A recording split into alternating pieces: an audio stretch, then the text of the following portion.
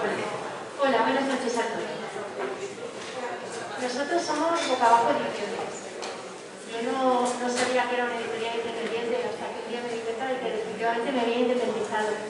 Me había independizado del filtro de otras editoriales para publicar lo que yo hacía, del gusto de otros para publicar lo que hacían otros, y creé este sello en realidad con un propósito primitivo de escribir cuentos de divulgación científica que me encargaban diferentes instituciones, así un currículum en imágenes. Primero el Politécnico me encargó contar el ciclo de vida de la anguila europea y escribí un cuento que cuenta la vida de una anguila que nace en el mar de los Sargazos y se viene a vivir a la Albufera de Valencia. Y se hace íntima amiga de un samarú, comprometiéndose a no comérselo. Y con esta excusa, con la excusa de esta amistad, de uno muy temeroso y de una muy aventurera, ambos en peligro de extinción, conté el ciclo de vida de las anguilas, que en realidad está ilustrado y todo, todas las fases metamórficas del ángel. Por ejemplo. Luego el oceanográfico, que se enteró de las cosas que yo estaba haciendo, me encargó que contara la vida de la beluga que había nacido allí en el oceanográfico, y entonces conté la historia de Kiru, que había nacido allí, explicando también qué es el melón, qué es la ecolocalización. O sea, al final de lo que se trata es de que los nanos se familiaricen con los términos científicos de una forma muy amable. El Instituto de Biología Evolutiva de Barcelona me avaló este cuento sobre una polilla y una mariposa que se creen que son hermanos, y cuando empiezan a ver las diferencias que tienen entre ellos, porque uno crece mucho, el otro crece poco, uno come mucho, el otro come poco, empiezan a picarse entre ellos. Entonces, cuando por fin descubren que lo que pasa es que no son hermanos y que son de especies distintas, pero que se han criado como hermanos, pues tenemos una excusa fantástica para hablar de muchas cosas, para hablar de inclusión, para hablar de tolerancia, para hablar del ciclo de vida de las mariposas y de las polillas, porque además coincide con la realidad. Encontré dos especies que se alimentaban de la misma planta nutricia y que tenían un ciclo de vida parecido para que la historia de verdad encajara. Y después llegó nuestro primer proyecto juntas. Juvicina es ilustradora, fantástica ilustradora, es autora también, pero todavía no se ha estrenado conmigo como autora, y como ilustradora la exploto al máximo. La World Fish Migration Foundation, la Fundación Mundial de los Peces Migradores y la Asociación contra las Presas, me pidió que escribiera, me conoció a través de la anguila europea y me pidió que escribiera un libro sobre la conectividad fluvial. Los peces migradores a través del hormigón no pueden remontar a los ríos para reproducirse. El agua puede bajar porque abrimos cuando queremos, pero los peces no pueden subir.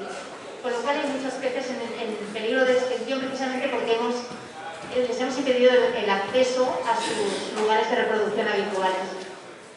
Y entonces Jubi y yo donamos este cuento a la World Fish para luchar por la conectividad fluvial. Ellos están derribando presas en todo el mundo. Este cuento se ha traducido a 14 idiomas. Es gratuito, es una descarga gratuita en mi página web en todos los idiomas. En papel sí que hay que pagarlo, pero se puede conseguir en todos los idiomas. Nosotros ahora lo hemos impreso en valenciano, que nos faltaba, porque el ruso mola, pero el valenciano pues también, ¿no?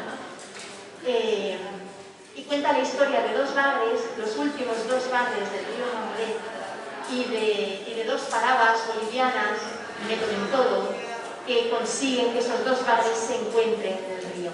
Y es la última prole que baja del río Ichilo. Es un cuento bonito y que nos ha dado muchas alegrías. Nos ha dado tantas alegrías que otra acción CUS del Politécnico nos encargaron, esta vez sí que fuimos ya de la mano, Juli y yo, nos encargaron que contáramos la historia del hormigón autosanable. Resulta que ahora el hormigón se puede mejorar enormemente en la mezcla y a veces se añaden bacterias, a veces se añaden polímeros, y todas ellas contribuyen a que cuando sucede una grieta, porque el hormigón se agrieta sí o sí, las bacterias introducidas en la mezcla son capaces de cerrar esa grieta a través del proceso de hidratación, a través del proceso de metabolismo del oxalato cálcico. En realidad el cuento lo explica todo, de cómo funciona el hormigón para curarse a sí mismo. Y lo cuenta a través de la historia de 3 partículas: un grano de arena, una gotita de agua, que se llama E, y una pizquita de cemento que se llama man. Así que ellos hacen el cuento de material. Y Jubi lo ilustró con la metáfora de la cremallera, que mola mucho. Es todo fotomontaje, son todo objetos reales. Esas son las bacterias cerrando la grieta. Y entonces, con eso de que de verdad me siento más independiente que nunca, pues conocí cosas, como por ejemplo la poesía de Pepa Torres, que es una autora valenciana que escribe poesía infantil que es de una calidad máxima, de un buen gusto infinito, y Jubipina me lo ilustró. Y ese cuento está haciendo las delicias de muchas criaturas. La verdad es que estamos muy contentas de cómo ha funcionado. Son poemas para las 4 estaciones. Pepa también escribió una colección de poemas sobre árboles. Este lo ilustré yo misma, porque no podía seguir explotando a Jubi.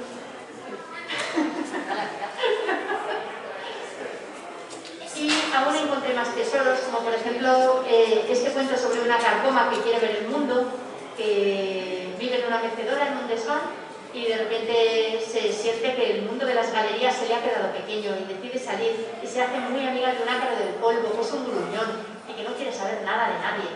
Y ella le invita a conocer el mundo y él, por amistad, lo hace y además se lo disfruta. Y entonces conocen a un verdecillo que vive en la planta de abajo, que está muy contento viviendo en su jaula y que en realidad no necesita nada. Y entonces le dicen, pero ¿cómo que no necesitas nada si el mundo es muy grande? No, pero yo no puedo salir, que yo no sé ni volar. Pues un pájaro tiene que volar. Y entonces lo sacan de la jaula, le enseñan a volar. La mecedora se accidenta y se la llevan al pueblo. Toda la familia de Manola se ha ido. Manola tiene que correr tras ellos y enseñar a volar al verdecillo, que está convencido de que se llama Cáspita, porque el humano cuando se acerca le dice, Cáspita, ¿cómo has ensuciado la jaula?